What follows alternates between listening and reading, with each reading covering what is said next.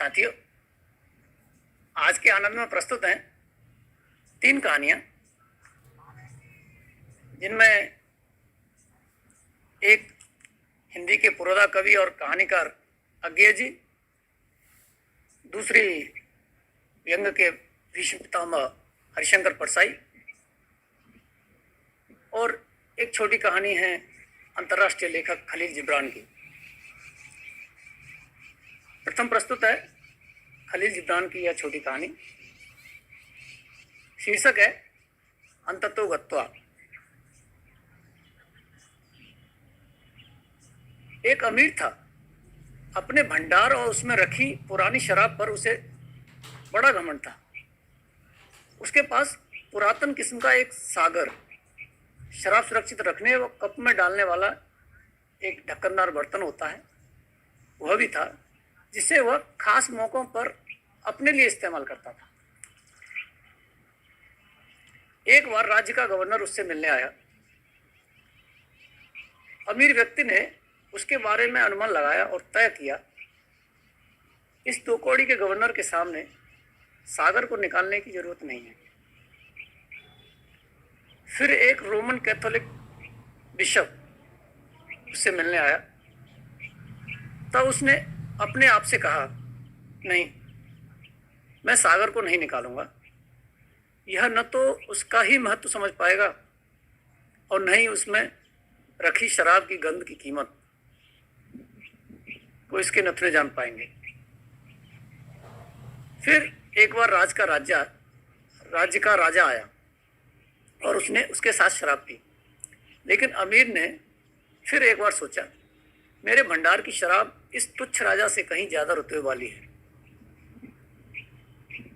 यहां तक कि उस दिन जब उसके भतीजे की शादी थी, उसने अपने आप से कहा, नहीं, इन मेहमानों के सामने उस सागर को नहीं लाया जा सकता। साल बीतते गए और वह अमीर मर गया। उसे और एक बूढ़े को वैसे ही एक साथ दफनाया गया, जैसे बरगद का बीज और किसी छोटे पौधे का बीज साथ साथ जमीन में दफन होते हैं। और उस दिन जब उसे दफनाया गया था, रिवाज के मुताबिक सभी सागरों को बाहर निकाला गया। तो वह पुराना सागर भी दूसरे सागरों के साथ रख दिया गया। उसकी शराब को भी गरीब पड़ोसियों को बांट दिया गया। किसी को भी उसके बेशकीमती होने का पता न चला। उनके लिए कप में डाली जाने वाली शराब सिर्फ शराब थी। साथियों, प्रस्तुत है दूसरी कहानी। यह एक बहुत ही खास कहानी है। मैंने जितनी कहानियां पढ़ी हैं और आप भी इसे सुनकर यह पाएंगे, यह अनेक कहानियों से बिल्कुल भिन्न है। और इसी के कारण मैंने इसे आपसे साझा करने का निश्चय किया। शीर्षक है कविता और जीवन, एक कहानी। खिलावन गली के मोड़ की ओर बेतहाशा भागा जा रहा था। उसके भागने का कोई कारण नहीं था। बात यह थी कि पहली संतान होने की खुशी में वह फूला नहीं समा रहा था और उसे जान पड़ता था कि वह गली में घुटा जा रहा है। भागकर वह बड़ी सड़क पर निकलेगा, तभी बचेगा। मोड़ के आगे आने वाली बड़ी सड़क पर, जो कि किसी दानव की शैया की तरह उस बड़े शहर के आर पार बिछी हुई थी, चिकनी, तपी हुई, चमाचम, खचाखच।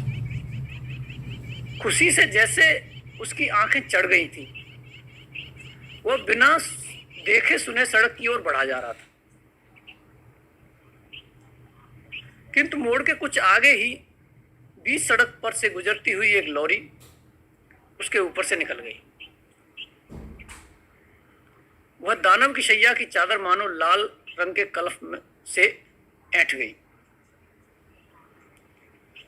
सिपाही ने लॉरी के ड्राइवर को पकड़ लिया। ड्राइवर बहुत गिड़गिड़ाया पर उसकी एक न चली।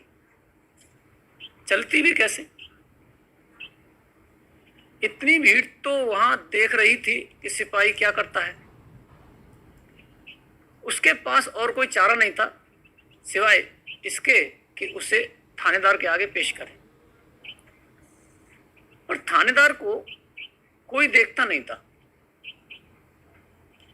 ड्राइवर ने साहस बटोरकर थानेदार से एक सीधी सी युक्त पूर्वक बात कही जो थानेदार को जच गई। उसने ड्राइवर से और मोटर के मालिक से कुल 1100 रुपये रिश्वत लेकर उसे छुट्टी दे दी, इसलिए कि वह जाकर और लोगों को मारे और इस प्रकार थानेदार को और आमदनी कराए। ड्राइवर छूट गया। 1100 रुपये बड़ी चीज होते हैं। 1100 रुपये बड़ी चीज होते हैं। थानेदार हिसाब लगाने बैठे तो उन्हें मालूम हुआ कि 1100 रुपये में वे अपनी पिछले महीने में पी गई शराब की कीमत देकर आगे के 6 महीने के लिए भी हिसाब शराब पी सकते हैं। आगे के 6 महीने के लिए भी बेहिसाब शराब पी सकते हैं। वे शराब की दुकान में गए। थानेदार शराब की दुकान में गए। पुराना हिसाब चुकाकर उन्होंने ठेकेदार से तय किया कि वे अब वहीं दुकान में रहेंगे, शराब पिएंगे और बचा हुआ 950 रुपया उन्होंने उसी के पास जमा करा दिया और उन्होंने अपनी बात भी सच्ची कर दिखाई। वे उसी दुकान में रहते थे तब तक जब तक कि 2 महीने के बाद वे वहीं आर्थराइटिस से भी बीमार होकर मर नहीं गए। 550 की शराब तब तक वे पी चुके थे। थानेदार को क्षमा करें, शराब खाने के ठेकेदार को शराब के मुनाफे के अलावा 400 रुपये घाटे में मिले, जो उसे याद आया उसकी कई इच्छाएं हैं जो हाथ की तंगी के कारण उसने अपने आगे नहीं आने दी। उसने जो कुछ सुन रखा था उसने अपने ठेकेराना दिमाग से हिसाब लगाया कि वह 400 रुपये में अधिक नहीं तो कम से कम 80 भली वैश्याओं के यहाँ जा सकता है या एक ही वैश्या के यहाँ कम से कम 400 बार जा सकता है। क्योंकि धन है तो सामर्थ्य है और सामर्थ्य बेकार नहीं बैठ सकती, उसे कारगर होना ही होगा। किस वैश्या पर यह पूंजी लगाई जाए यह निश्चय करके कुछ समय लगा। जब आखिर निश्चय हुआ तब वह अपने रुपए के अतिरिक्त एक और चीज भी अपनी चहेती को दे आया।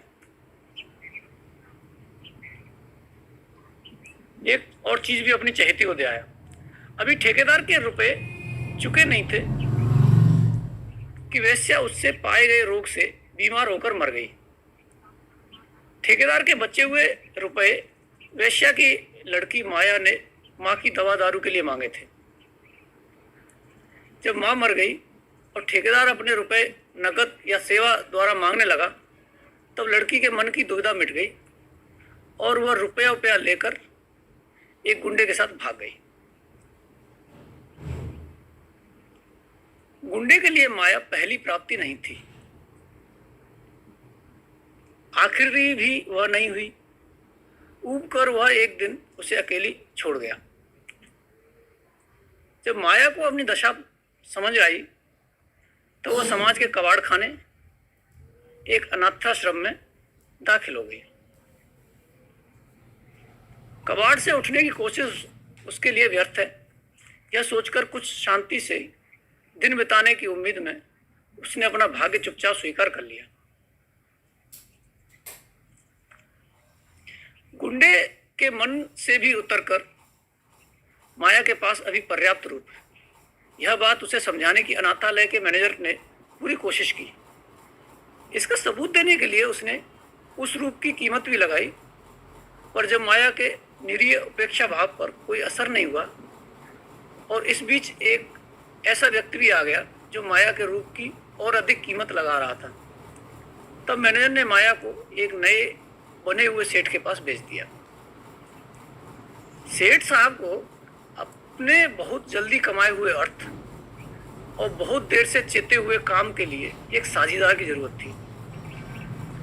जब माया की मार्फत दोनों उद्देश्य पूरे होने लगे तब उनको सब चिंता भूल गई और वे दिलेर होकर सट्टा करने लगे। एक दिन उनका दिवाला निकल गया। जब उन्होंने देखा कि अर्थ समाप्त हो जाने से माया, जिसका घना उपेक्षा भाव अभी मिटा नहीं था, अब काम की अपेक्षा करती है, तब एक दिन उन्होंने मार पीट कर उसे निकाल दिया। लेकिन इससे कोई भी समस्या हल नहीं होती, इसलिए फिर लाए। फिर एक दिन निकाल दिया और फिर लौटा लाए। फिर आखिर एक दिन जब माया बीमार हुई तब उन्होंने समझ लिया कि जब उद्देश्य ही पूरे न हो सके तब अर्थ का ही ख्याल कर लेना चाहिए, क्योंकि अर्थ हो तो काम भी पूरा हो सकता है और माया जैसी रंडी की बेटियां गुलाम बनाई जा सकती हैं। नतीजा यह हुआ कि बीमारी की हालत में माया फिर एक बार बिक गई।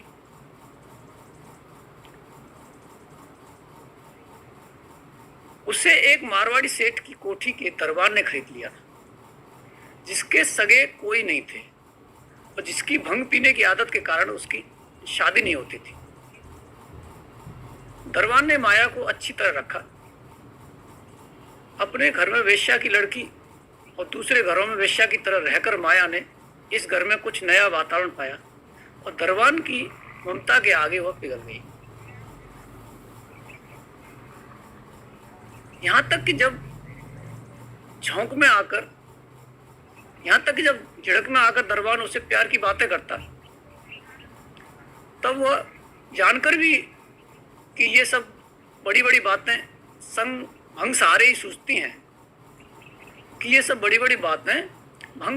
सूझती हैं, माया उसके गले का भारी रुद्राक्ष का दाना और पीतल का तावीज पकड़कर बस इतना ही कहती, कितने बक्की हो तुम।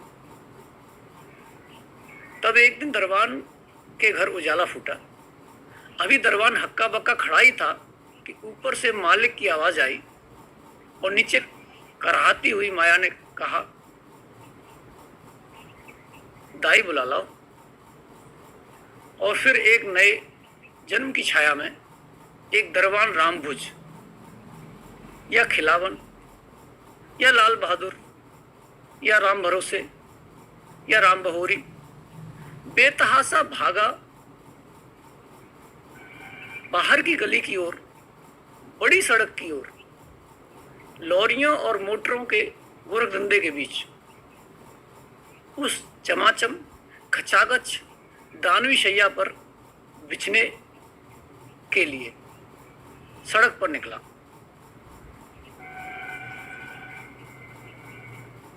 साथियों, इस कहानी की खूबसूरती यह है कि यह कहानी यहाँ समाप्त नहीं होती है। इस कहानी के अगले भाग में स्वयं लेखक ने इसकी समीक्षा भी की है, आलोचनात्मक भी, वह आप सुने। बड़ी सुंदर कहानी है। यदि इसे एक एक बात से रस लेकर घटना के हर कौर को लजीज और चटपटा बनाकर कहा जाए, यदि उससे वासना की मिठास या अतृप्त वासना की हल्की कसक जागृत हो, तो यह कहानी कला के लिए का नमूना हो जाएगी। यदि उसे तीखे आक्रोश के साथ, कुढ़न और क्रोध के साथ कहा जाए तो वह प्रगतिशील कला का प्रतीक बन जाएगी। लेकिन जनता और जनार्दन का झगड़ा छोड़ दें तो भी यह स्पष्ट है कि कहानी में जीवन की निर्वाघात मानवता की अटूट परंपरा प्रतिबिंबित होती है।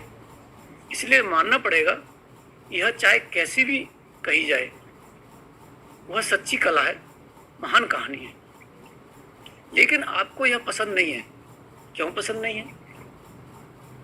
क्योंकि इसमें जीवन के प्रति एक विद्रूप तिरस्कार का भाव है, क्योंकि इसमें निष्ठा की, विश्वास की कमी है। कला से हम क्या चाहते हैं? कला से हम मांगते हैं कि वह हमारी परिस्थिति का भार हल्का करे, यानी हमारी तारीफ करे, हम पर तरस खाए, हमसे सहानुभूति दिखाए, जैसे भी हो हमारा अपने में विश्वास बनाए रखे और हमारे अहम की पुष्टि करे। और जो कहानी मैंने कही है उसमें आपको वे गुण नहीं मिलते। आपको लगता है कि आपको धोखा दिया गया है, अपमानित किया गया है, ओछा दिखाया गया है। आप तिरस्कृत अनुभव करते हैं, आप में ग्लानि उत्पन्न होती है क्योंकि आप विश्वास मांगते हैं, आप निष्ठा मांगते हैं। आप नहीं चाहते कि आप पर कोई हंसे, आपकी अवज्ञा करे, आपको उपहास का पात्र बनावे। किंतु क्या मेरी कहानी में सचमुच विश्वास और निष्ठा की कमी है? क्या उसका व्यंग एक बंद गली में जाकर समाप्त होने वाला एक करुण विश्वास ही नहीं है जो प्रत्येक मानव में, समूची मानवता की आत्मा में समाया है और मेरी कहानी को उसकी एपिक क्वालिटी देता है, इतनी विराट और इतनी कटु। मेरी कहानी का सड़क का मोड़ आपकी समूची सभ्यता का चित्र है।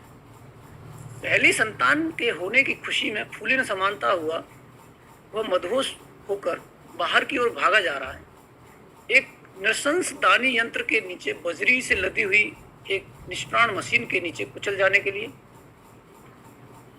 मेरी कहानी में आपको विश्वास नहीं दिखता तो मैं क्या करूं, जबकि वह आपके विश्वास की ट्रेजेडी की कहानी है।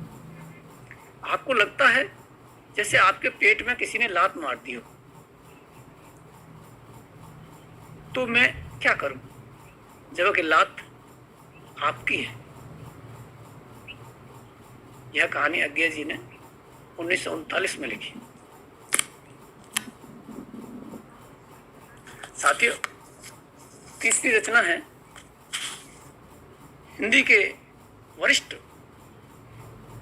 व्यंग्यकार, अपनी खास विधा के लिए जाने गए हरिशंकर परसाई जी की। शीर्षक है क्रांतिकारी की कथा। क्रांतिकारी उसने अपना उपनाम रखा था। खूब पढ़ा लिखा नौजवान, स्वस्थ, सुंदर, नौकरी भी अच्छी, विद्रोही, मार्क्स लेनिन के उद्धरण देता और चे गुएवारा का खास व्यक्ति। कॉफी हाउस में काफी देर तक बैठा रहता, खूब बातें करता, हमेशा क्रांतिकारिता के तनाव में रहता। सब उलट पुलट देना है, सब बदल देना है। बाल बड़े, दाढ़ी करीने से बढ़ाई हुई, विद्रोह की घोषणा करता, कुछ करने का मौका ढूंढता, कहता मेरे पिता की पीढ़ी को जल्दी मरना चाहिए। मेरे पिता घोर दकियानूस, जातिवादी, प्रतिक्रियावादी हैं, ठेठ बुर्जुआ। जब वे मरेंगे तब मैं न उनका मुंडन कराऊंगा न उनका श्राद्ध कराऊंगा, मैं सब परंपराओं का नाश कर दूंगा। चे गुएवारा जिंदाबाद। तब कोई साथी कहता, पर तुम्हारे पिता तुम्हें बहुत प्यार करते हैं। क्रांतिकारी कहता, प्यार? हाँ, हर बुर्जुआ क्रांतिकारिता को मानने के लिए प्यार करता है। यह प्यार षड्यंत्र है, तुम लोग नहीं समझते। इस समय मेरा बाप किसी ब्राह्मण की तलाश में है जिससे 20-25 हजार रुपये लेकर उसकी लड़की से मेरी शादी कर देगा, और मैं नहीं होने दूंगा। मैं जाति में शादी नहीं करूंगा, मैं दूसरी जाति की, किसी नीची जाति की लड़की से शादी करूंगा। तब मेरा बाप सिर धुनता बैठा रहेगा। साथी ने कहा, अगर तुम्हारा प्यार किसी लड़की से हो जाए और संयोग से वो ब्राह्मण हो तो तुम शादी करोगे ना? उसने कहा, हरगिज नहीं, मैं उसे छोड़ दूंगा। कोई क्रांतिकारी अपनी जाति की लड़की से प्यार न करता है, न प्यार करता है, न शादी। मेरा प्यार है एक कास्ट लड़की से मैं उससे शादी करूंगा। एक दिन उसने कायस्थ लड़की से कोर्ट में शादी कर ली। उसे लेकर अपने शहर आया और दोस्त के घर पर ठहरकर बड़े शहीदाना मूड में था। कह रहा था, I broke their neck.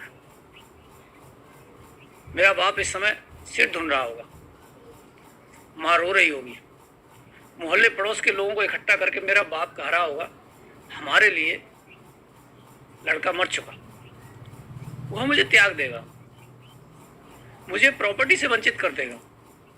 I don't care, मैं कोई भी बलिदान करने को तैयार हूं। वह घर मेरे लिए दुश्मन का घर हो गया है, but I will fight to the end, to the end. वो बरामदे में तना हुआ घूमता, फिर जब बैठ जाता कहता, बस संघर्ष आ ही रहा है।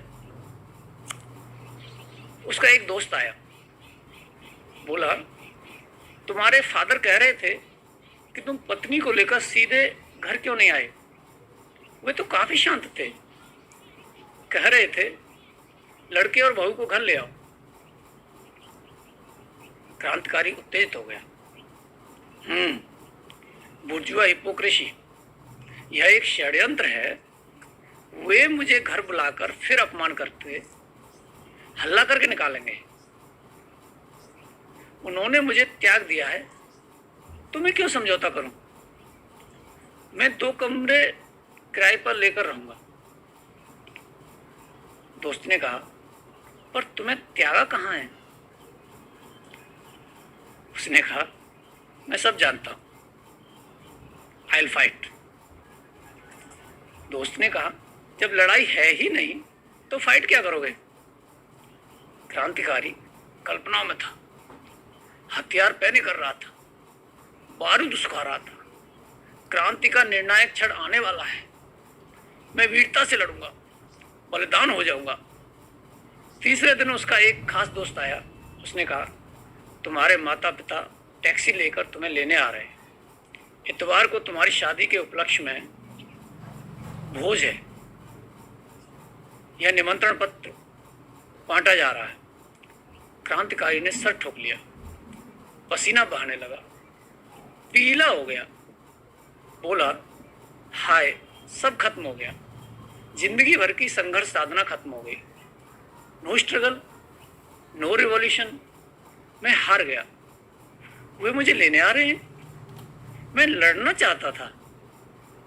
मेरी क्रांतिकारिता, मेरी क्रांतिकारिता। देवी, तू मेरे बाप से मेरा तिरस्कार करवा। चे गुवेवारा, डियर चे। उसकी पत्नी चतुर थी। वह 2-3 दिनों से क्रांतिकारिता देख रही थी और हंस रही थी। उसने कहा, डियर, एक बात कहूं, तुम क्रांतिकारी नहीं हो। उसने पूछा, नहीं हूं, फिर क्या हूं? पत्नी ने कहा, तुम एक बुर्जुआ बॉडम हो, पर मैं तुम्हें प्यार करती हूं।